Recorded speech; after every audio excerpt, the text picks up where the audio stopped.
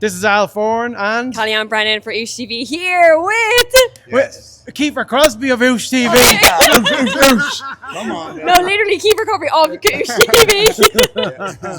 How are you feeling, pal? I'm alright. I'm a bit disappointed with the performance, but I'm happy I'm back winning, thank God. So, but as Kellyanne was saying, I'm being hard on myself. Yeah. But I think as professionals, we're always kind of hard. Even when we win, we're hard on ourselves. Not a bad thing, but I am better than that.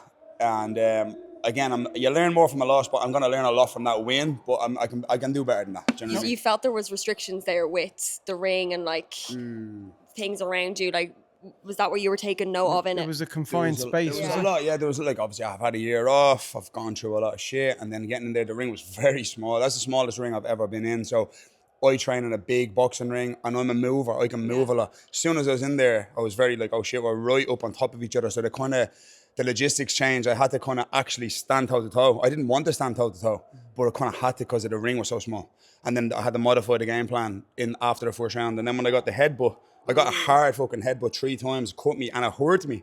And then I was like, shit, okay, I'm bleeding now. And then I was aware, I was like, they could actually stop this.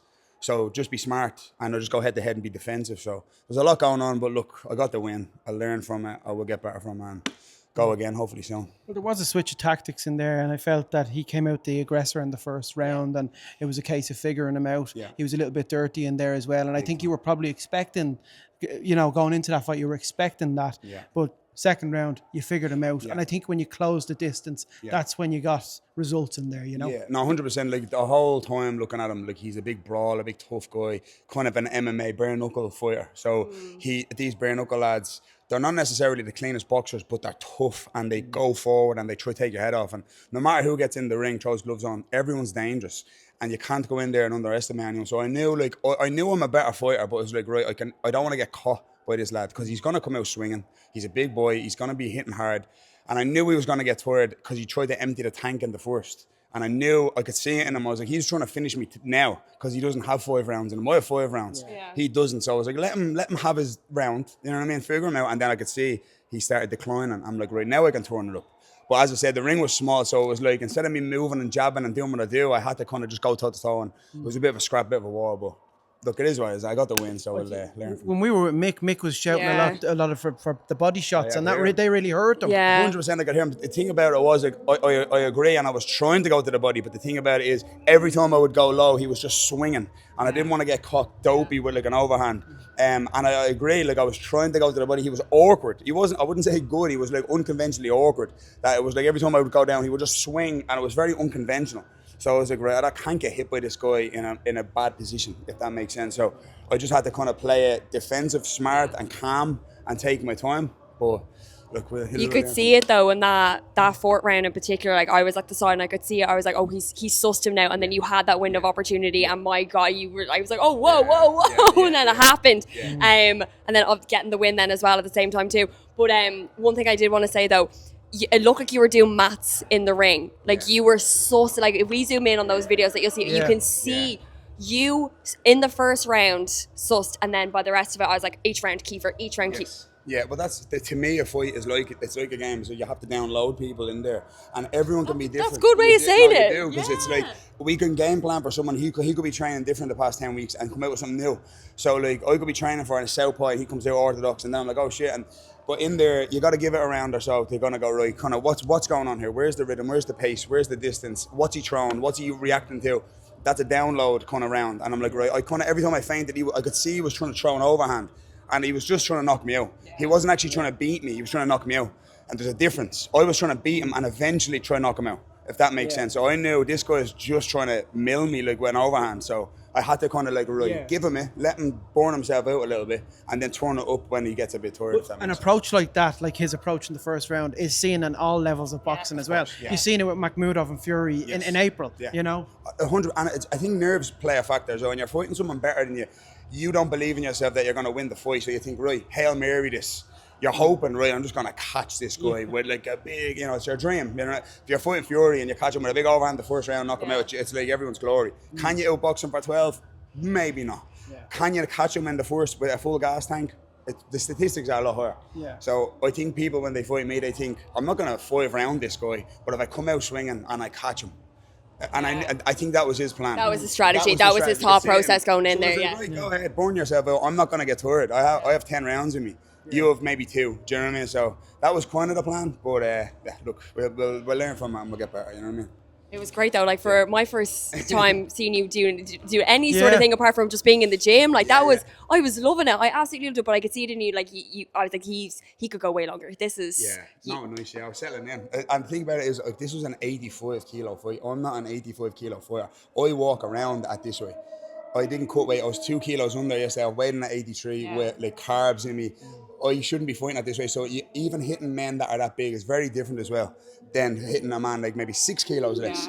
You know, if that makes sense. He's a big boy. He was strong. He was tough.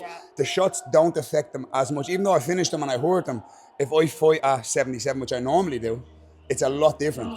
All my last fights are all at 77 and even 70 I fought at. This is 85 kilos. He cuts from 90. It's a different man. It's a different human. You're hitting these people. He was 90 plus kilos in there. When we clinched, I was like, this lad is a big, strong man. He's not like a small person. So it is a lot different when you're hitting someone a lot bigger. Do you know what I mean? It's like there's reason there's weight classes, put it that way. And I maybe should be a bit lighter, in my opinion. So we'll see. We'll assess it and we'll probably go down, I'd reckon, for the next one. You know what I mean? We were delighted to see you in the hotel lobby earlier on. I think what struck me was there was 2 familiar faces. There was there. 2 the lads in the background there. I haven't seen the boys in a long time. I haven't seen Cian Cowley and James, the Strabanimal Gallagher was with you in your corner for the fight. Those 2 lads, it's like, do you know what? They're your day ones, aren't they? Like, do you know what? We've been doing this like 15 plus years, and the whole, like, everything I've been through in this fight game, from amateur to pro, from small level to UFC level to everything, we've literally done this together from the start, from the very, very start. Like, I remember when Cian joined the gym, he had no MMA, he was a Thai boxer. Me and James, I remember he was like 15 years of age, he was a kid who was doing jiu-jitsu and he wanted to do MMA. But this journey, we've been on it together the whole way. So even this week, it was like, we said it, like, the band's back together. The only one that's missing is Lee Hammond. Lee Hammond, I think he's fighting soon as well. So he's like, the 4 of us have been together since the beginning, and these 2 came with me this time. But like, it's just good to have the lads around. They get me in a good headspace. They keep me in a great headspace. They watch me back. They just, everything they say all week is perfect. They know me so well. They know me inside out, and even in the rounds, in fairness, big hats off to Cian. Everything he said was perfect. He was like, get the heart rate down, take your time. Everything he called was correct, and I agree. And it's when you agree with someone, it makes you confident. Because sometimes if you disagree with someone saying something in the moment, you're like, shit, man, you're making me panic. I don't agree with this. We always agree because we have the same fighter brain, if that makes sense. So he was saying, like, go to the body, watch the overhand, move to the left. Everything he said, I was like, I agree with you. But this is it. And he knows my game. He knows my shot. So I trust them. You know what I mean? And trust is everything when it comes to fighting, man, especially with your corner team. They have to trust you and you have to trust them. And when he says something, I'm not going to even disagree or guess. I'm going to say, right, you're right. You're seeing something. You're seeing something, I'm going to He's seen it. I agree with you, man. And in fairness to him, I agreed with everything he said tonight. Like, he was like straight right to the body. And every time I hit him to the body, he winced. And the body kind of did finish. Even though I finished to the head, as I hurt him to the body, he was starting to give up. And Cian was saying, like, stay on the body here. Like, you're hurting him to the body. He could take a wallop to the head, but every time I hit him to the body, he was quivering. And I'm like, right, he's actually hurt here. So, again, it's a mad old game, it's a mad old sport, and we're always learning. But like that, like you said, you've had your break. This is you're coming back. This is new for you. This was a whole thing. We were so excited to come and see this and support you in every way. Will you bloody just take a moment and say, well done? You've had a year, Kiefer. You've had a year. You've done it. We're so proud of you. And you banked rounds. You did. That's another thing. I was like, like, it was nice to knock people out, and my plan was to like finish them. Let's get them out there in the first or whatever, as always. But it's like, you know what? You're right. Like, getting the rounds in there. I had a year off. I haven't been on the lights. I was very nervous tonight. I was having anxiety back here. I was like, fuck, okay, here we are again. You're in the warm-up room now. You're listening to that. I'm listening to this the past 3 hours. The crowd's up and down, the music. It's like, right, we're doing it again. My hands are up. Here we go, in the dressing room. They're real feelings, like, and if you've not done it and you haven't felt it, it's hard to explain. It's like, it's anxiety on another level. And you got to make that long, dreaded walk and do it. And it's like, I'm very focused on stuff, but at the same time, it's like, fuck, okay, this is an experience, and it's like, it can make or break people. It does both in the end, but to me, it was like riddling me with anxiety, but it's like, right, we got to switch on here and you got to win, and I got it done, so. But this may sound crazy, is the key to all of this, and it's in every kind of avenue of live work, entertainment, fighting, it's embracing the nerves. 100%, man. When I'm not nervous, I never perform. It's mad. I've been in fights and I've been too I'm very relaxed, but I'm very I don't feel and I've gone out and I've just had a dog shit performance, and I base it on I wasn't that nervous. I went out there nearly not cocky, but didn't really care, didn't feel anything. When I'm really nervous, I'm switched on. My senses are working better. My eyes are open. I'm faster. I can see things more. It's hard to explain, but everything is working way better when I'm really nervous. And any good fighter will tell you that. If you're not nervous, it's a problem. Or it's time to start walking away from the sport, because you're kind of over it. I'm